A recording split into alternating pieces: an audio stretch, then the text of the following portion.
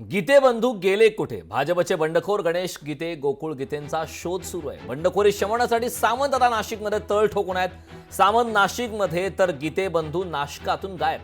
गीते बंधूंच्या माघारीसाठी आता शिवसेनेचे शर्थीचे प्रयत्न सुरू आहेत. त्यामुळे गीते बंधूंची नाराजी दूर करण्यात, त्यांची मनधरणी करण्यात वरिष्ठ नेत्यांना कितपत यश येतं हे पाहणं महत्त्वाचं आहे.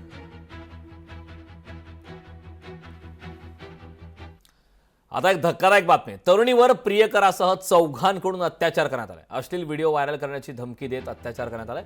चौघांनाही 4 दिवसांची पोलीस कोठडी सुनावण्यात आली. कोल्हापूरच्या राधानगरीमधील ही घटना समोर आलेली आहे. धक्कादायक अशी ही घटना आहे. तरुणीवर प्रियकरासह चौघांकडून अत्याचार करण्यात आलाय. पाण्यासाठी चंद्रपूर मनपावर घागर फोडो मोर्चा करण्यात आलाय. कंत्राटदाराला काळ्या यादीत टाकण्याची मागणी यावेळी करण्यात आली. युवासेनेच्या वतीनं हे आंदोलन करण्यात आलंय. तर महिलांचा सुद्धा यामध्ये सहभाग मोठ्या प्रमाणावर पाहायला मिळाला.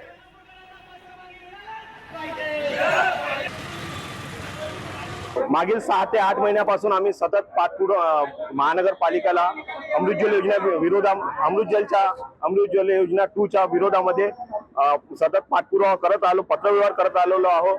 मंत्रालयापर्यंत आम्ही पत्र देऊन तरी सुद्धा या भ्रष्ट अधिकाऱ्यांना जाग येत नाही आहे. महानगरपालिकेला जाग आला नाही तर आम्ही यानंतर अतिशय उग्रपणे आणि तीव्र आंदोलन करणार आणि लवकरात लवकर जे लक्ष्मी कन्स्ट्रक्शन आहे त्याला ब्लॅकलिस्ट केलं पाहिजे अशी आमची मागणी आहे. हा आंदोलन चिरगडू देऊ नका. युवक आणि शहरातील महिला आज आपल्याला न्याय मागासाठी आपण आपल्या दारावर आलेली आहे. आम्ही आपल्याला घागर गिफ्ट करणार आहोत आणि म्हणणार आहोत की त्या आमच्या मातामध्ये आपण पाणी द्या आणि आम्हाला पिण्याचा योग्य मान सन्मान द्या पाणी देऊन. म्हणून मी सांगतो की हे आंदोलन आपण चिरगूड देऊ नका. किंवा आम्हाला आता न्याय मिळाला नाही तर येणाऱ्या भविष्याच्या काळामध्ये आम्ही दोनही युवक आघाडीतील संघटना मिळून याच्यापेक्षा तीव्र आंदोलन करणार आणि त्यावेळेस जर कायदा सुव्यवस्था बिघडली याचे सर्वस्वी जबाबदार महानगरपालिका आणि संबंधित प्रशासन राहणार.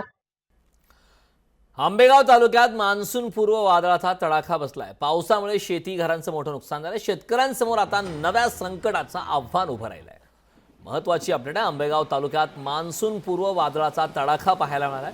पावसामुळे शेती आणि घरांचं मोठं नुकसान झालंय. शेतकऱ्यांसमोर आता नव्या संकटाचं आव्हान पाहायला मिळालंय.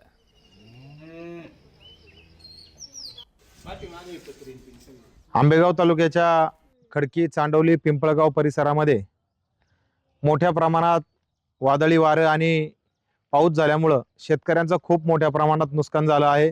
आपण या ठिकाणी पाहतच आहात. मागं महादू पोखरकर यांचं पॉली हाऊस आहे. ते संपूर्ण पॉली हाऊस त्या ठिकाणी उद्ध्वस्त झालेलं आहे. त्याचप्रमाणे शेतकऱ्यांनी जे कांद्याच्या साठवणुका केल्या होत्या त्या बराकी कांदा चाळी संपूर्ण त्यांची छत पात्र्याची उडून गेली आहेत.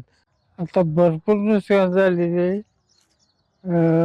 10-12 लाख रुपये खर्च होता त्याचा. 5-6 वर्ष झाले म्हणायचे. शासनाला काय विनंती करा? आता काय नुकसान भरपाई द्या काहीतरी. परिस्थितीमुळे काय झालं, आम्ही दाणं दाखवत होतो. वाळवाट आलं तसं आहे का घरी आखो उचलून गेलं. बरं आम्ही काय कर्ज काढलं होतं 10 लाख रुपये. कर्ज काढून का घर बांधलं आम्ही. अजून राहिलाय सुद्धा नाही गेलो, तेच घर उडून गेलं.